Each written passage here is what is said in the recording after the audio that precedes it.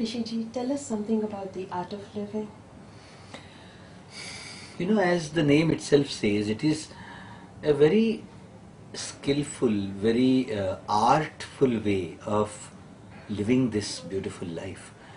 The nature has given such extraordinary abilities in human minds, but somehow neither in our educational system nor in our social system we have put any provision of exploring this inner potential of human mind, and that is what the Art of Living program does. Many people, you will see, they keep living life being so dependent on situations and circumstances. When the things are going fine, then when the situations are according to their wish, they are happy and relaxed. But as soon as something goes wrong outside, the mind snaps and they don't know what to do with it. So our mind, our consciousness is like very close to the hard disk of a computer, which keeps on taking in impressions as we go through different experiences of our lives. The mind keeps on collecting impressions, and you will see many of these impressions stay with us for a long time, specifically the negative impressions. Something goes wrong in your life and the impression, the effect of that bad happening stays with you for a long time, and you don't know what to do with it. Every time you remember that event, the same negative emotions come up and it colors the mind right now too.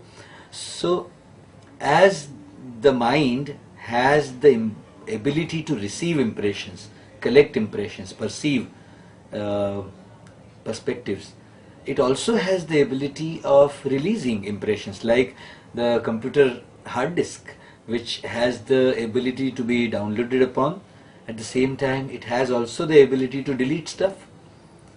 So if we look at our lives, we go through different experiences, and the downloading, the receiving, the collection is happening by default, whereas the delete button needs to be regularly operated.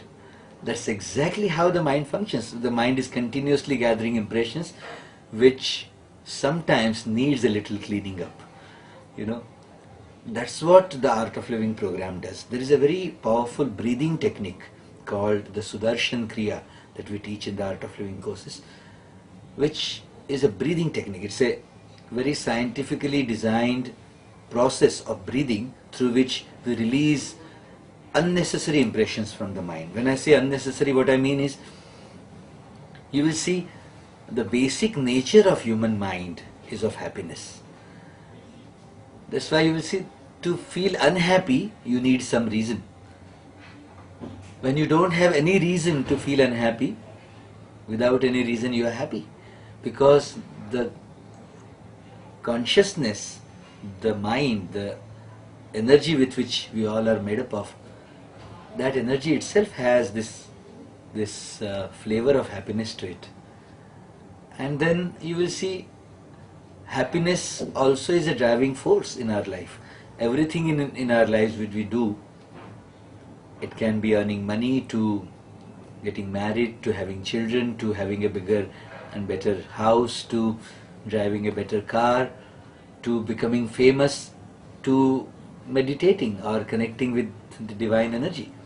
All these activities of our lives, if you look at the purpose behind it, all of these happiness, all of these activities have the same common purpose. Everybody wants to do all these activities to be happy.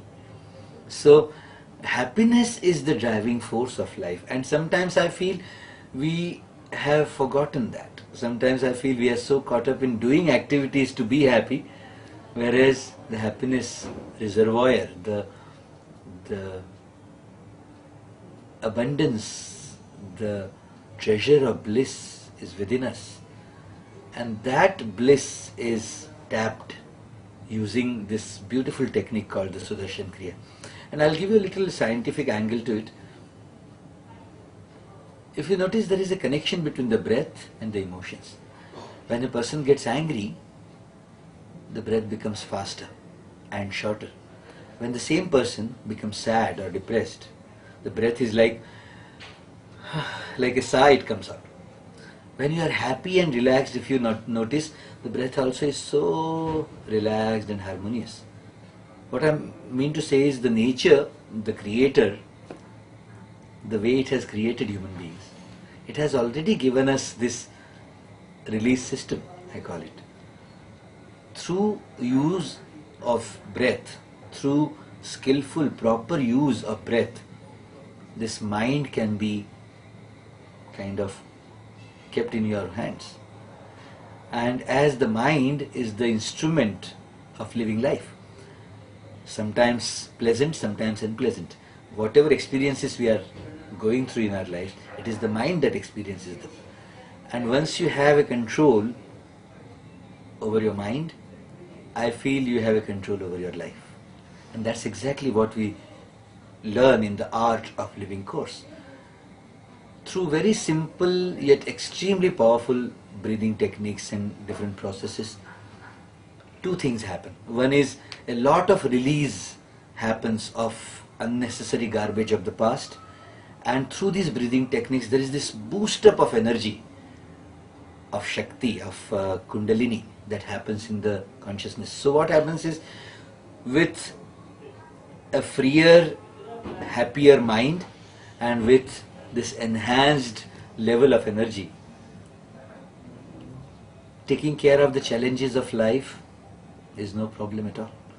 And that's exactly why the program is called the Art of Living. It's a skillful way of making this life a celebration.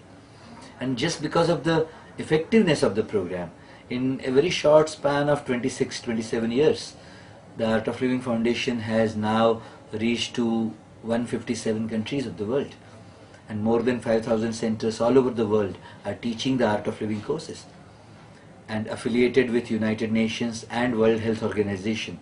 Recently, the Art of Living Foundation became the largest NGO of the world, which is, I feel, is a very big thing to happen. World over, people are appreciating what happens to their lives through this very scientifically designed 4-day program called the Art of Living course. So I recommend to my brothers and sisters, along with your families, along with your businesses and jobs, give a little time to your quality of life. I feel the more happy you are, more content you are, more useful you are, through you, if more people are happy, that shows the quality of your life.